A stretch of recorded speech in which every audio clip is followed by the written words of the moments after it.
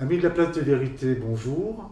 Nous nous retrouvons avec plaisir avec un sujet que je pense là aussi va vous intéresser sur la glande pinéale. Sujet qui sera développé par Alain Arrigui, conférencier, astrologue, initiateur, et qui je pense ne va pas s'arrêter qu'à la glande pinéale, mais développera des symbolismes autour de cette glande, la pomme de pin et l'œil de Russe. N'oubliez pas, likez, abonnez-vous, le petit j'aime, donc le pouce en l'air, partagez bien sûr au maximum si cela vous intéresse.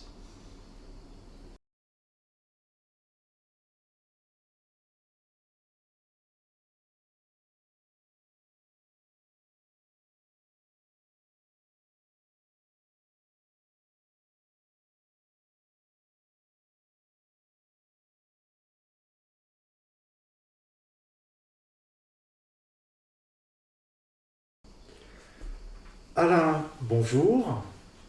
On se retrouve, je vous rappelle, vous êtes conférencier, initiateur, astrologue, et aujourd'hui vous allez nous parler de la glande pinéale, mais pas que de la glande pinéale, avec son symbolisme, mais également tous ces symboles qui sont rattachés, donc l'œil de Russe, la pomme de pin, donc beaucoup de sujets à la fois, mais je crois que vous allez commencer tout de suite par cette petite glande qui se trouve dans un coin de notre cerveau, la glande pinéale. Qu'est-ce que c'est? D'abord, bonjour Michel, je suis ravi que vous me receviez dans votre vidéo. Et la glande pinéale, c'est quoi? Alors déjà, il faut savoir que la glande pinéale, où elle se trouve. Si vous voulez avoir une idée, vous mettez le doigt sur le troisième œil et à peu près au milieu. Et au croisement de ces deux droites, vous avez la glande pinéale qui est toute petite, c'est un petit peu plus gros qu'un grain de riz. Voilà. Et pour un grain de riz, il a une grande importance. Oui, c'est ce que j'allais vous dire, je vais vous demander en tous les cas, on en parle beaucoup de cette glande pinéale. Quelles sont ses vertus, ses principes, quel est son fonctionnement? Alors, pour commencer, on va percevoir son rôle physiologique.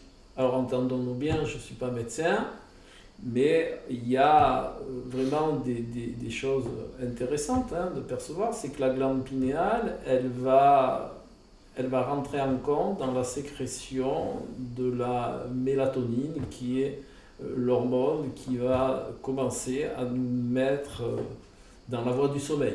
Voilà. Ensuite, elle a bien entendu d'autres rôles physiologiques, mais voilà, c'est juste pour rentrer que c'est un des chefs d'orchestre des cycles circadiens. Cycles circadiens, c'est des cycles de 24 heures. Donc elle a cette importance-là au niveau physiologique. Ensuite, on s'est aperçu que la glande pinéale, elle porte son nom parce qu'elle a une forme de pomme de pin. Voilà, j'allais y venir. Pourquoi la pomme de pin? Dans le sujet qu'on a préparé, vous m'avez parlé, mais on a abordé la pomme de pin. Donc, voilà. Et la pomme de pin, c'est très intéressant à partir du moment où on se pose les bonnes questions. Vous savez, Michel, que je suis un adorateur de la question. Parce que c'est par la question... La question socratique. Socratique, bien entendu. La question qui éveille en soi des connaissances pour se diriger vers les mondes subtils. Alors, qu'est-ce que j'entends par les mondes subtils? Parce que j'emploie souvent cette expression. Les mondes subtils, c'est ce qui est en haut, à comparer de ce qui est en bas. Voilà. Le monde subtil, c'est le monde divin, c'est ces perceptions évolutives, c'est cette lumière, c'est aller vers la lumière. Et la lumière, c'est connaissance solaire, voilà, dont on a parlé ultérieurement. Donc, ce qui est intéressant, et la question que je me suis posée il y a très longtemps, c'est pourquoi au Vatican y a-t-il une statue de pomme de pin? Bon, je sais pas, on aurait pu voir plein de choses au Vatican, mais une pomme de pin quand même, c'est interpelle. Ça interroge. Voilà. Et j'ai remarqué que peu de gens se posaient la question pourquoi il y avait une pomme de pin au Vatican. Bon. Alors j'ai cherché, et en réalité, mes recherches m'ont amené beaucoup plus loin. Vous avez des pommes de pin sur le bâton d'Osiris, le bâton avec les deux serpents entrelacés, vous avez une pomme de pin. Tiens, et donc de là, ça m'a fait poser encore une question. Je suis allé voir les Sumériens, je me suis dit, je vais voir, je cherche. Et les dieux sumériens portent une pomme de pain à la main. C'est quand même interpellant. Les Sumériens, les Égyptiens, le Vatican, et d'autres. Vous avez la Vierge Noire aussi, qui a une pomme de pain. Donc, et tout ça, ça a quand même rapport avec des dieux, avec des perceptions subtiles. On est dans les mondes subtils, Vierge Noire, Dieu sumérien, l'œil d'Horus aussi. Et l'œil d'Horus. Et l'œil d'Horus, bien entendu. Donc on est toujours dans les mondes subtils en réalité. Vous imaginez un peu cette pomme de pain qui voyage partout. Donc suite à ça, j'ai cherché à faire une synthèse. Parce que je suis un homme de synthèse, déjà de par l'astrologie, de par la tarologie, de par tout ce monde symbolique. La finalité, c'est de faire des synthèses. C'est de faire rejoindre des choses, de corréler les choses. Voilà. Et donc, ce puzzle et exactement. Les pièces. Voilà. Et donc, je me suis encore posé une question socratique. Et je me suis dit, la pomme de pain, elle est toujours en rapport avec le subtil.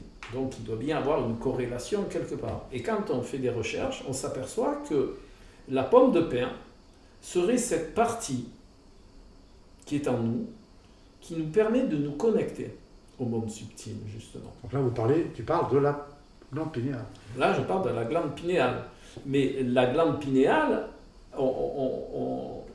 elle a cette forme de pomme de pain. Et donc, ils ont symbolisé ce principe de connexion, ce rapport même si on n'est pas tourné vers cette perception-là de dire on peut se connecter, mais il y a un rapport entre la pinéale, son nom pinéal vient de pain, donc on est dans ce lien.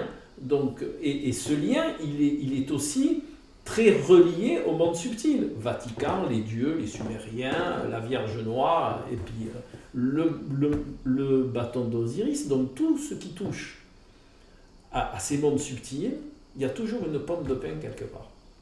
Et est-ce qu'on peut faire un rapport avec l'arbre, la pomme de pain, le pain? Est-ce que lui-même a un symbolisme particulier où on garde que cet élément-là? Non, on a gardé que la pomme de pain parce que la glande pinéale a la forme de la pomme de pain. Tout simplement. Voilà. Et comme elle a la forme de la pomme de pain, on l'appelait pinéale. Voilà, tout simplement. Mais on reste, vous savez, dans le monde du symbole, ce qui est intéressant, c'est faire des liens. Voilà. Parce que vous apercevrez que dans le monde symbolique, tout est relié. C'est toujours très explicite, très relié et très clair. Contrairement à ce qu'on croit, le monde du symbole est beaucoup plus accessible que le monde de l'intellect. D'accord ? C'est très simple en réalité.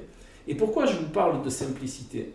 Parce que je vais vous poser une question, Michel. Quelle est la qualité première du cœur ?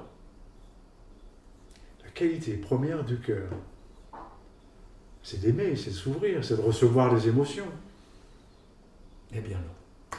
La première qualité du cœur, c'est la simplicité. La simplicité. C'est la simplicité. Le cœur est simple. L'intelligence du cœur est simple. C'est le néocortex qui complique.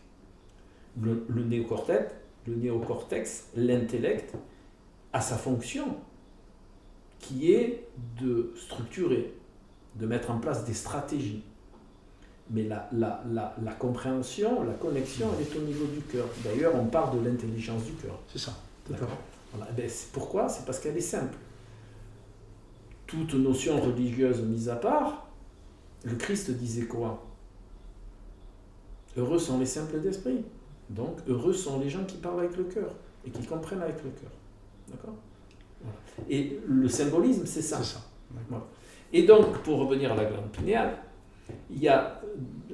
elle est importante et elle a toujours été portée dans cette notion-là parce qu'il y a la possibilité de se relier par l'intelligence du cœur au monde subtil.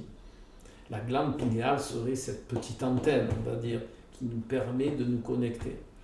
Ensuite, ce petit transistor, ce petit diode, on pourrait l'appeler comme ça. On peut lui donner le nom qu'on veut à partir du moment où on perçoit en nous que c'est que c'est ce petit organe qui nous permet de nous relier au monde subtil. D'ailleurs, c'est justement pour ça qu'il y a toute ces liens entre les différentes époques. Hein. Les Sumériens, c'est quand même 3000 ans avant Jésus-Christ, 3-4 000 ans avant Jésus-Christ. Ils avaient déjà... Mais je ne sais pas si tu arrives à percevoir l'importance. Les Sumériens avaient déjà une pomme de pin dans la main. Donc ils avaient déjà, quelque part, un savoir, Ben, une connaissance. Voilà, à l'heure actuelle, il y a des perceptions qui disent que pour qu'ils aient une pomme de pin dans la main, c'est qu'ils devaient avoir connaissance, certainement, du cerveau. Alors là, c'est une hypothèse complète, hein. Il n'y a pas de preuve, mais ils avaient une pomme de pin. Vous avez sur le bâton d'Osiris, donc à la limite, on peut dire que bon, un a amené l'autre, mais au Vatican, si le Vatican met une pomme de pin dans sa cour, c'est qu'ils ont c'est que cette notion, elle a perduré tout ce temps-là. Elle a un sens en tous les cas. Elle a un sens, parce que le Vatican, ils ne mettent pas n'importe quoi en termes de symboles. Donc c'est que si on suit la logique, cette notion de relation entre la pomme de pin, la glande pinéale et le subtil, ben, il est flagrant quand même. Si on se pose les bonnes questions, bien entendu. En tous les cas, il interpelle fortement. Oui. Il interpelle, mais il est quand même flagrant. Hein. Si on prend tout ce dont je viens de parler, c'est quand même très interpellant. Et ce rapport avec l'œil d'Horus? L'œil d'Horus, c'est l'œil qui permet la perception la plus subtile. D'accord? Donc, qui est la glande pinéale dans l'œil d'Horus. L'œil d'Horus n'est pas la glande pinéale, hein? Entendons-nous bien. Bien précisé. Voilà. La glande pinéale fait partie de l'œil d'Horus, mais n'est pas l'œil d'Horus. Mais il y a quand même cette relation entre les mondes subtils. On rappelle, c'est quand si on fait une coupe du cerveau, endroit précis, on a là, en tous les cas, le dessin de l'œil d'Horus représenté. Après, il y a aussi un autre lien que l'on peut faire entre la physiologie, cette connectique au monde subtil. Il y a des informations qui disent que la glande pinéale, elle se calcifie. D'accord? Si on a une mauvaise hygiène de vie, si on ingère beaucoup d'aluminium, de fluor notamment aussi, ça rendrait la glande pinéale, en termes de connexion au subtil, plus compliqué, mais pas dans sa fonction physiologique. Voilà.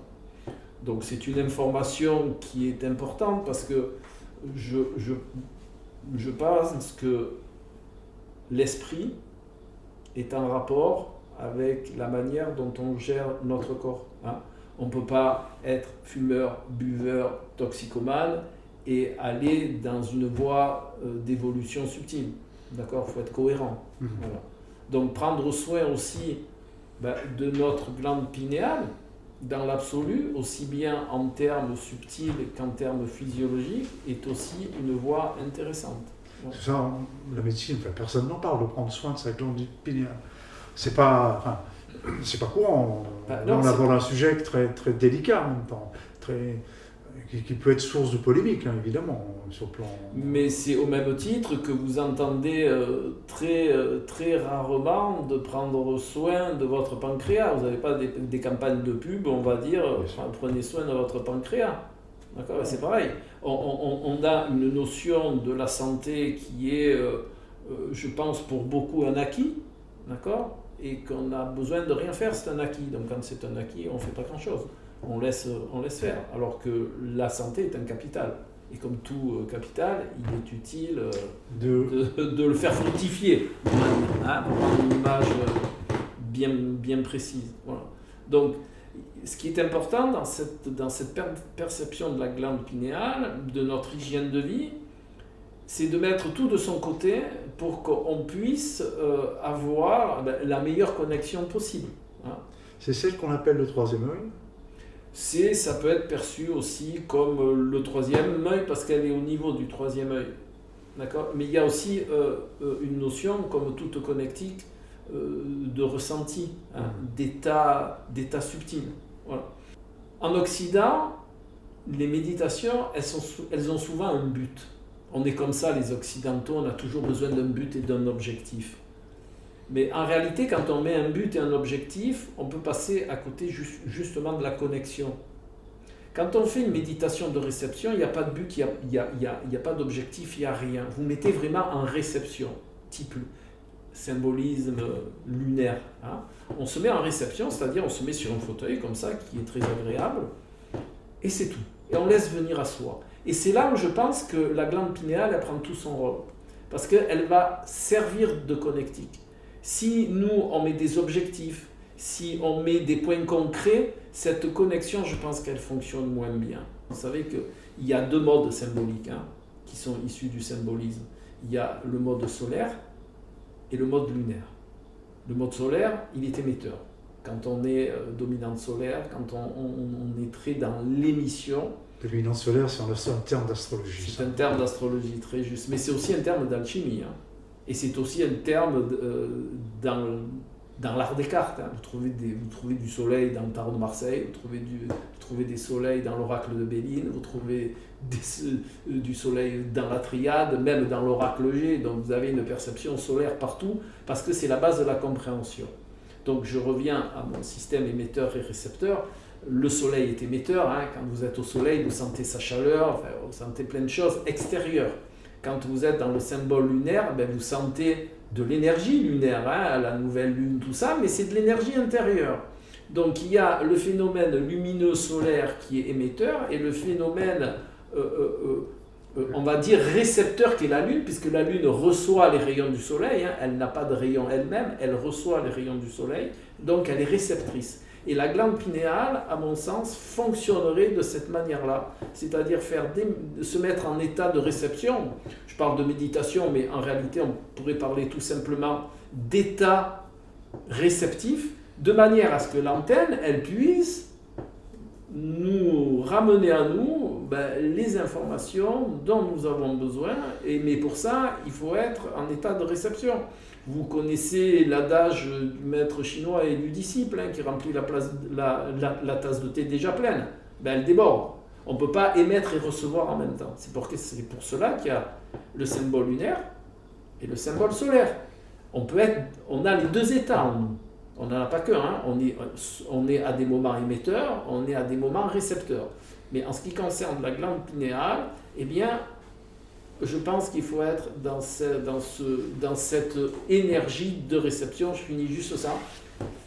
C'est pour ça qu'il y a cette statue au Vatican et que les dieux portaient la pomme de pin. Parce que c'est un moyen de recevoir, d'accord, de recevoir l'énergie subtile et de recevoir, bien entendu, des informations issues de cette énergie subtile. Et vous ferez là, et vous faites là, bien entendu, les liens entre tout ce dont je vous parle. En tous les cas, c'est passionnant, ça ouvre la porte. Hein. Ça ouvre la porte vers d'autres sujets, vers d'autres analyses, d'autres perceptions, puisqu'on est là. Notamment, pas très loin de la glande pinéale, si je ne me trompe pas, il y a la glande pituitaire. Et je crois que là aussi, ça peut être un sujet d'une autre vision en tous les cas. Donc Alain, je vous remercie pour cette explication, pour cette vision, pour cette perception, comme vous dites souvent, de la glande pinéale, de la pomme de pin et de l'œil de Horus. À bientôt. Je vous remercie, Michel.